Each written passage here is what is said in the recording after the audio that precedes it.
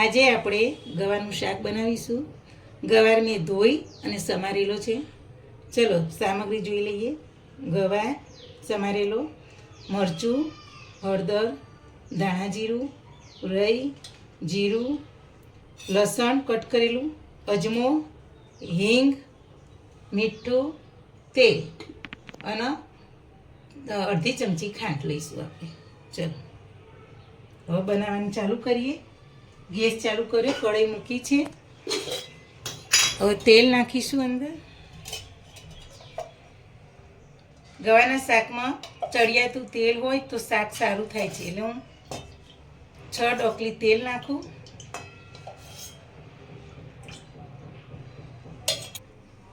અડધી ચમચી હવે તેલ આવી ગયું છે, અડધી ચમચી રહી નાખીશું.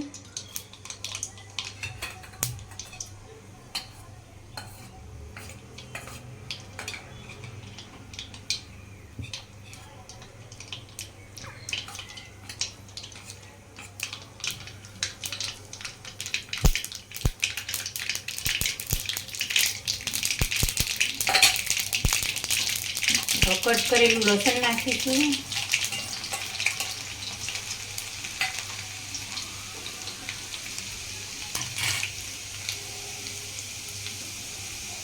લસણ તતરી જાય એટલે 1 નાની ચમચી અજમો નાખીશું.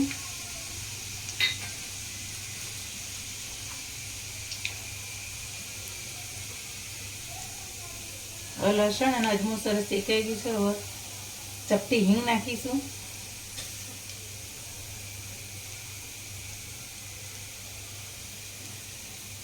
અડધી ચમચી હળદર નાખીશું.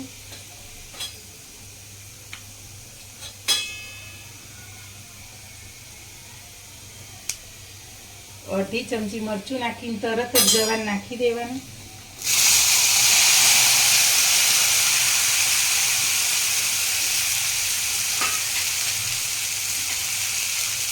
હવે આપણે હલાવી દઈએ બધું સરસ.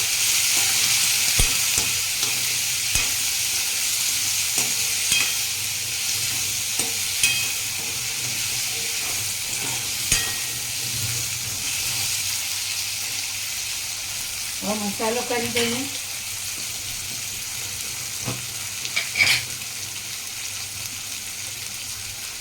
સ્વાદ અનુસાર મીઠું નાખીશું.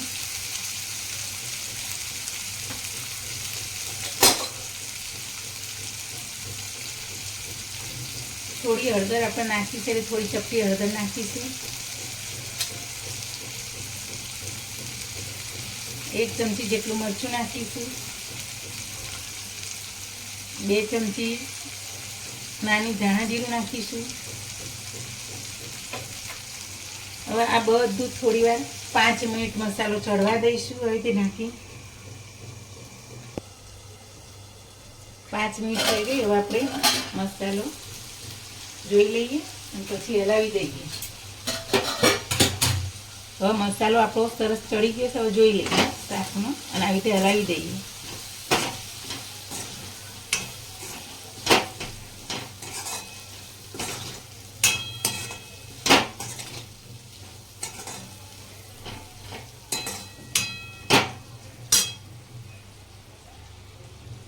હવે થોડું પાણી અંદર નાખીશું.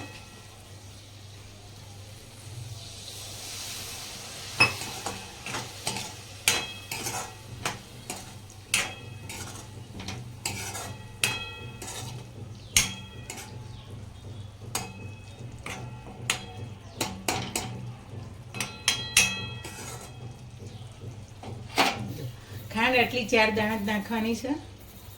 ખાલી કલર મેચ કરવાનો. ઘર પણ ના ભાવતું તો નહીં નાખવાનું.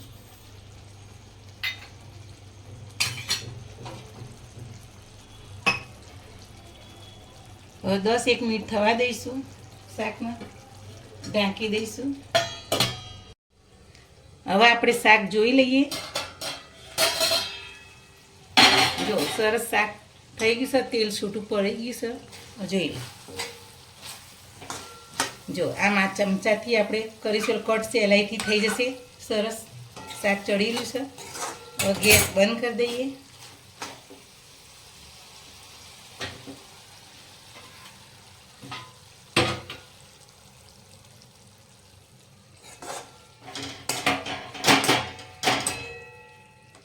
ચલો આપણું ગવાનું શાક તૈયાર થઈ ગયું. મારી આ રેસીપી ગમે તો લાઈક કરજો, શેર કરજો અને સબસ્ક્રાઈબ કરજો.